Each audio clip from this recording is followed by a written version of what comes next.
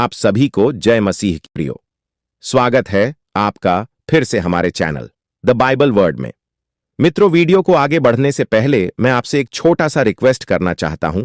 अगर आप अभी तक हमारे चैनल में नहीं जुड़े तो हमारे चैनल में जुड़ने के लिए चैनल को सब्सक्राइब करें, और वीडियो पसंद आता है तो वीडियो को लाइक करें और अपने मसीह लोगों तक शेयर करें, और कमेंट में हालेलुया या आमीन लिखना ना भूले, जिससे हमें एक प्रेरणा का उद्देश्य मिलता है जहां हम बाइबल की शिक्षा के माध्यम से और स्पष्ट करने का प्रयास करते हैं।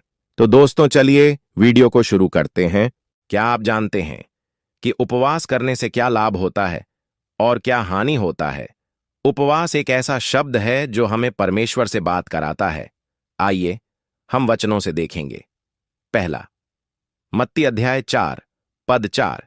लेकिन उसने जवाब में कहा, लिखा है, मनुष्य केवल रोटी से नहीं जीवित रहेगा, बल्कि परमेश्वर के मुंह से निकलने वाले हर वचन से जीवित रहेगा। फिर परमेश्वर ने शैतान से कहा, मनुष्य केवल रोटी ही से नहीं जीवित रहता, परंतु परमेश्वर के वचन से जीवित रहता है।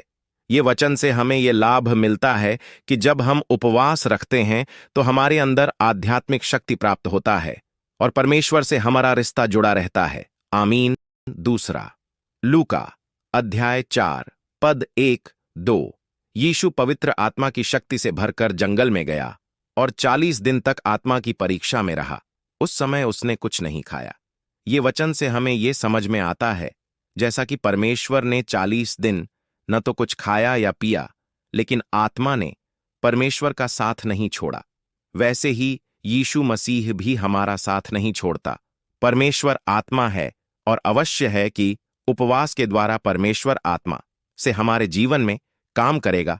आमीन। तीसरा, यूहन्ना अध्याय 4 पद 34। यीशु ने उनसे कहा, मेरा खाना यह है कि जिसने मुझे भेजा है उसकी इच्छा पूरी करूं।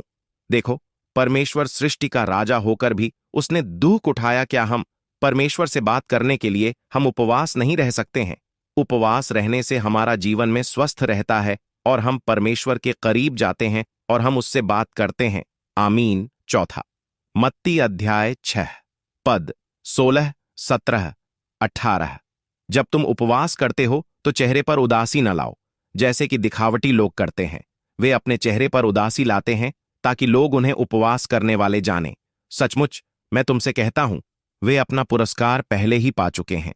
लेकिन तुम उपवास करते समय अपने बालों को तेल से सुगंधित करो और अपना चेहरा धो लो। परमेश्वर कहता है, जब हम उपवास रहते हैं तो हमें उदास नहीं रहना है और अन्य लोगों के सामने दिखावटी नहीं करना है कि मैं उपवास हूं। और जब हम उपवास में बैठते हैं तो हमें मुंह धो लेना चाहिए या स्नान कर लेना चाहिए, ताकि हमें आलसी ना आए और हम जिस विषय के लिए उपवास में बैठे हैं उस विषय की ओर ध्यान दें। आमीन। पांचवां, एस्तेर अध्याय 4 पद 16।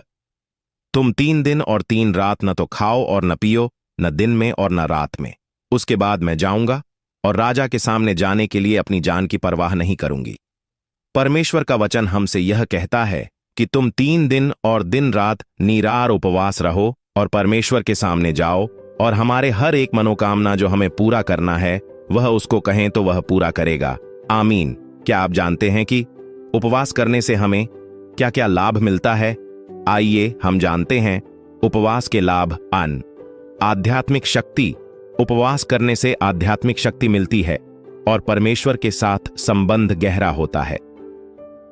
आत्मनिरीक्षण। उपवास करने से आत्मनिरीक्षण का अवसर मिलता है और हम अपने जीवन में सुधार कर सकते हैं।